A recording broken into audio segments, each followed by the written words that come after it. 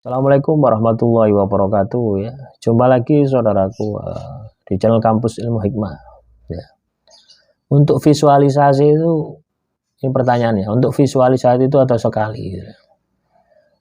Sekali saja dan setiap hari baca amalannya, atau visualnya cuma setiap hari lalu baca amalannya setiap hari juga. Loh, namanya Anda mengamalkan amalan pengasihan ya setiap hari loh. Nah, aneh Anda ini tanya kok. Kalau tanya ini dipikir dulu teman-teman ya, dipikir dulu secara logika ya. Jadi visualisasi itu ya setiap hari, namanya Anda ini membuka jalur itu setiap hari ya. Kalau Anda sudah terbiasa, cukup 1 detik itu sudah bisa visualisasi gitu ya. Tapi kalau Anda tidak bisa, 1 jam pun juga tidak akan bisa gitu. Nah, ketika Anda bisa visualisasi ini, itu sama saja juga Anda itu mengaktifkan indera batin Anda, mata batin Anda ini dilatih untuk terbuka gitu. Pasti bisa ya. Latihannya ya visualisasi tadi gitu. Jadi ketika mengamalkan amalan pengasihan ya, itu juga bisa membuka mata batin. Nah, terus kalau Anda tidak mengamalkan amalannya setiap hari, energinya hanya visualisasi toh gitu ya. Anda hanya melihat saja gitu ya.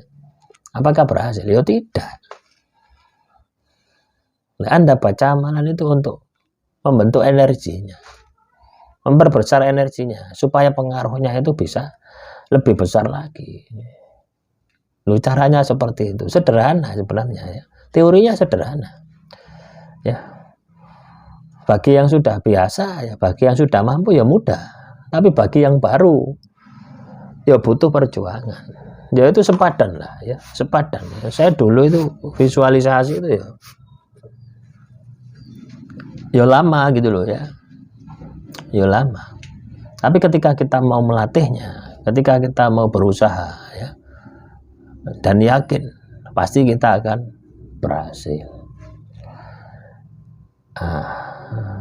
Terus juga ya, menanggapi komentar saudara kita ya, saya mengamalkan pengasihan tanpa target, lalu yang suka pacar teman saya, lu ya ngawur pokoknya ya. Kalau Anda mengamalkan amalan pengasihan tanpa target, energi Anda itu menyebar ya kemana-mana wis sak kenei ya. Artinya siapa saja yang energinya lemah pasti kena ya. Nah, sederhananya seperti itu gitu. Jadi kalau Anda mengamalkan amalan pengasihan, tentukan dulu targetnya gitu.